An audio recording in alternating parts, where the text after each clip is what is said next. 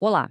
Hoje a gente vai mergulhar fundo na história da MP Materials, uma empresa que está bem no centro da corrida tecnológica global. E ela tem uma missão, viu? Uma missão crítica: restaurar a independência da América num recurso que é absolutamente vital para o nosso futuro. Para a gente começar, fica uma pergunta no ar.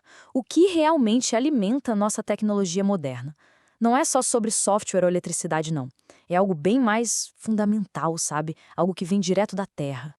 Pensa só nos carros elétricos que estão mudando o jeito que a gente se locomove, nas turbinas eólicas gerando energia limpa, ou até no smartphone, que com certeza está aí do lado. Todos eles, sem exceção, dependem de um grupo bem especial de elementos para poderem funcionar. E é aqui que a gente chega no ponto central de tudo isso, o que a gente chama de dilema das terras raras. Uma vulnerabilidade estratégica que hoje afeta nações inteiras. Tá, mas afinal, o que são essas tais terras raras? Bom, é um grupo de 17 metais que têm propriedades magnéticas que são quase mágicas. Eles permitem criar ímãs que são ao mesmo tempo super fortes e incrivelmente leves. E são esses ímãs que são o coração, a alma mesmo, dos motores e eletrônicos mais eficientes que a gente tem hoje. E é aqui que o negócio fica sério.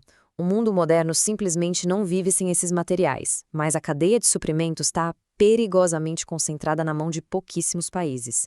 Isso cria um gargalo gigantesco, um risco geopolítico enorme para a segurança tecnológica e para a defesa do Ocidente. Mas claro, no meio desse cenário todo, aparece uma protagonista. Uma empresa que tem um plano bem ousado para virar esse jogo.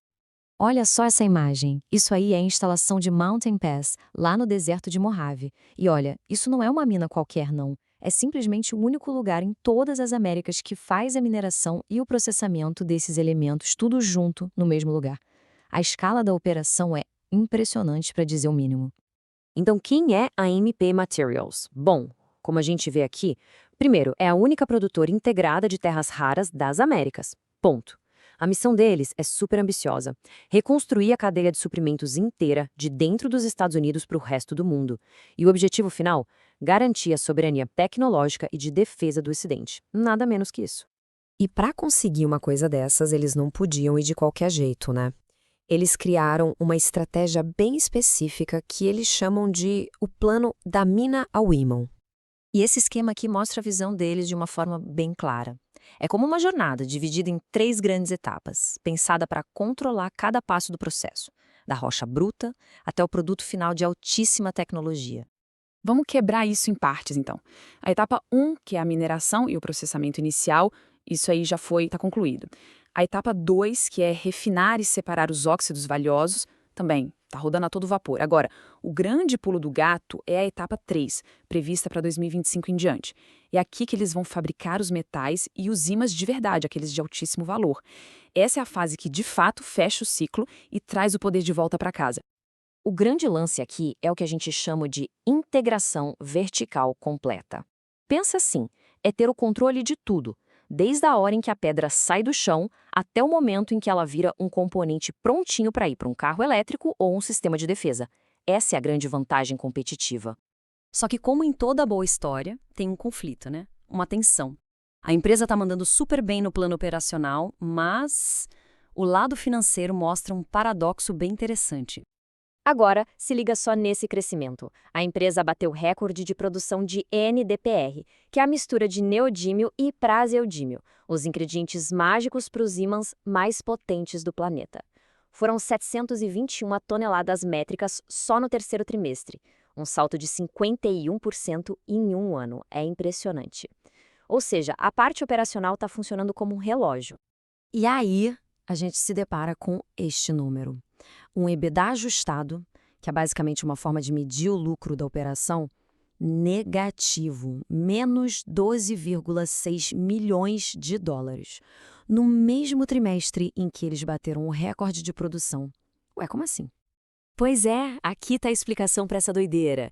Enquanto a produção estava lá no teto, provando que a fábrica é eficiente, o preço global das terras raras despencou.